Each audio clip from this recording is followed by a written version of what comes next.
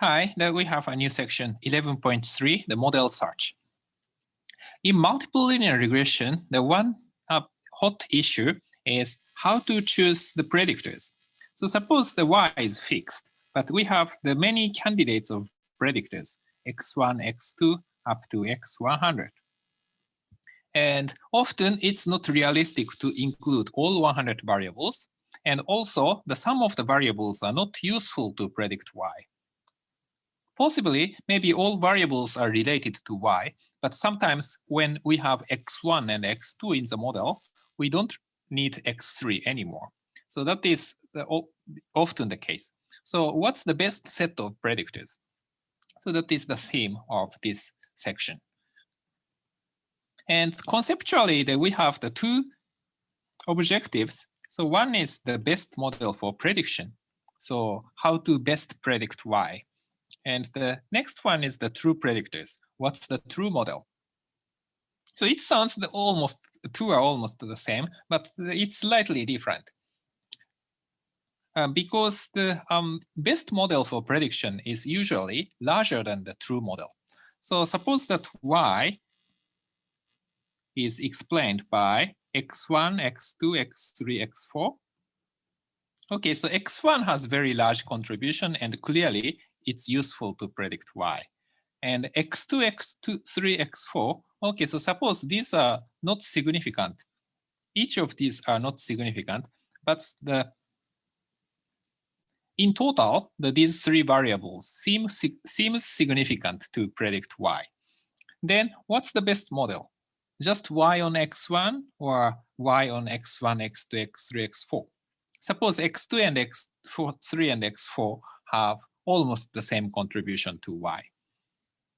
And it's not clear. Sometimes x2 is truly in the model, and x3 and x4, just by chance, it looks significant to predict y. But anyway, so we don't have such information. In such a case, probably we would just in case like to include these three variables. But if you wanna predict the true model, if you wanna get the true model, then maybe you wanna only take x1 and we just discard x2, x3, x4. So generally, prediction model includes more variables just in case that those information are useful.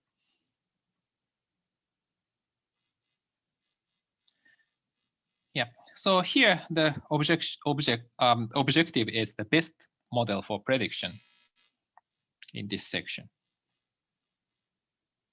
And so some basic thought.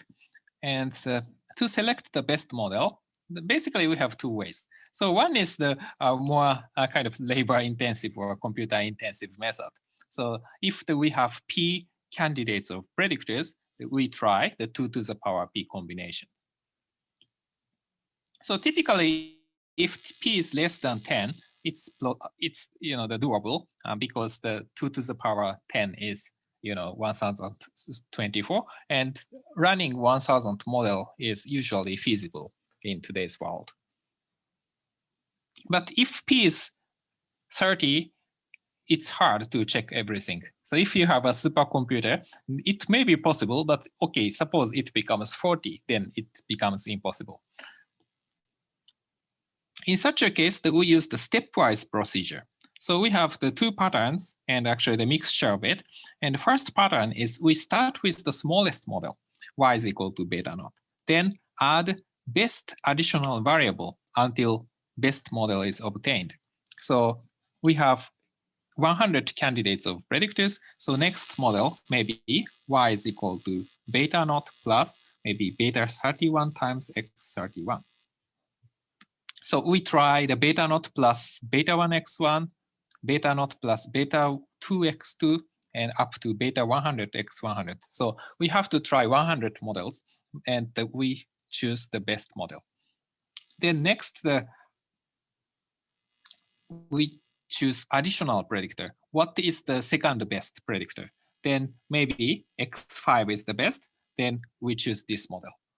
But at some point, even if we add one more variable, the model does not become better. So then we stop at that point. So still we have to try many cases. So in the case of 100 possible predictors, at first we try 100 times, 100 patterns. And next time we have 99 remaining variables. So 99. Next time 98 until the model stops. So unlucky case, maybe all variables are finally useful. In such a case, we have to try these times. But the number of models we have to try is just a summation of 1 to 100. So that is 5050. So that is much, much smaller than 2 to the power 100. So it makes sense. And 5,000 times models is not really unrealistic in today's world. And another method is starting with the full model, then remove the variable with smallest contribution. So that is backwards deletion. So we fit the full model first, then we drop the least important variable. Yeah. Then until the best model is obtained, then we only retain the necessary variables. Right? Or we can combine two. So each time we add one variable or we delete one variable, then we move around to search for the best model. So basically these methods these methods are not guaranteed to reach the best model. For example, we may include the x1 first, then x2 first, then x3 will never be adapted. But sometimes,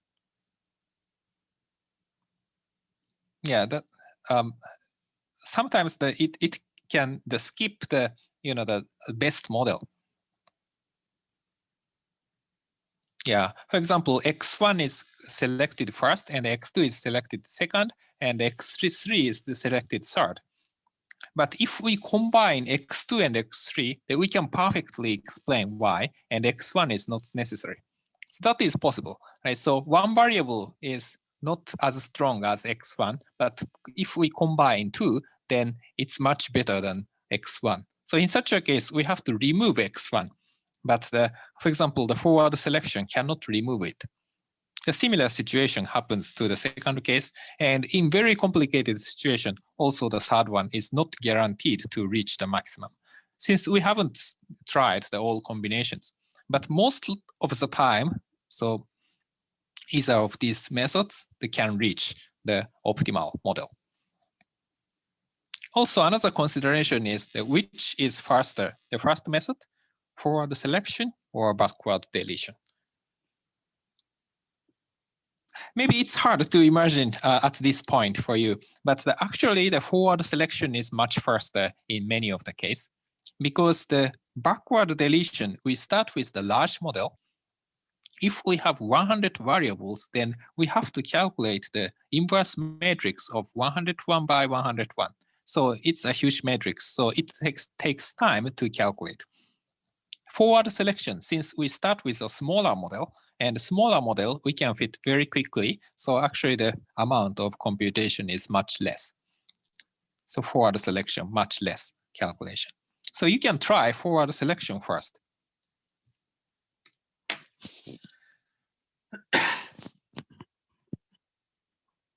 Yeah, so these are the basic concepts to find the best model. Okay, so the next question is, okay, even we decided the algorithm, what's the criterion for the selection, the first variable, we choose the first variable, what's the criterion to choose that first variable? Also, more importantly, that if we add one more variable, then residual size gets always smaller. But since the contribution of the additional variable is too small, then we decide not to add variable. So what's the criterion not to choose variable? So we need some legitimate criterion. And usually we don't use adjusted R-square. So adjusted R-square certainly penalize a large model, but this model tends to choose too many variables. So I cannot explain mathematically, but usually when we use adjusted R-square, it chooses too many variables than the best prediction model. So usually we use AIC if the theory is well developed. So Akaike information criterion. So this chooses the optimal set of predictors for prediction, and the criterion is to minimize the 2p times negative 2 times the log likelihood.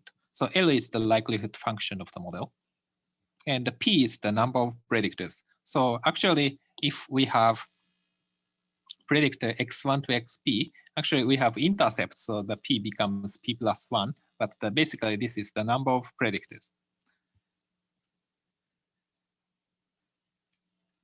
Yeah, so okay, so 2p, and we minimize this criterion. So the p is large, so certainly this AIC penalize the situation, because more predictors we can explain more, so that is trivial. So the larger model, we have to penalize larger model, so we have to have a kind of smaller p. But the likelihood, larger is better. So negative likelihood, smaller, negative likelihood, the smaller is better. So if we have more variables, then we can have larger likelihood and a smaller negative 2 times log likelihood. So basically this balance the model complexity and the model performance. So if smaller model performs well, then we choose that. And the another criterion is cross-validation. So cross-validation is the basically the simulation method. So suppose that we have the data set, and the data set, and we randomly divide data set into several pieces, such as D1, D2, D3. Then at first, we fit the model with D1 and D2. So suppose we have the model y is equal to beta naught plus beta 1 x1 plus beta 10 x10. So then we fit the model with these two data sets, then test that estimated model with the remaining part of the data, D3. And in such a case, maybe we only use D3 to test. So we have more uncertainty. So we try the another way. So use D1 and D3, then test with D2. And also use D2 and D3 to fit the data and test with D1. And we combine and we take the sum of the squared errors for all three simulations. Then we can get a kind of, we can, mimic the situation of doing prediction for out of sample, new data set. And this AIC and cross-validation are basically guaranteed to achieve the best prediction performance for very large N. And some other criterion also exist, such as the Schwarz, the Bayesian information criterion. So it chooses slightly smaller the model than AIC and cross-validation. Yeah, and these days, which is more often used? Actually, the cross-validation is more used because the AIC can be used only when likelihood is known. So linear model, it's fine, but it's very complicated model. We don't have likelihood function. So neural network, theoretically, we can have likelihood function, but it's harder. So the cross-validation, always we can simulate it, so it's better. Likelihood function, we need some theory behind the model. So if there is a theory, it's more effective, but if not, it's hard to calculate. So it's interesting. Cross-validation, more computer intensive, and AIC, the more human intensive, in the sense that we have to develop a theory to calculate likelihood. And often the human power is the bottleneck to do something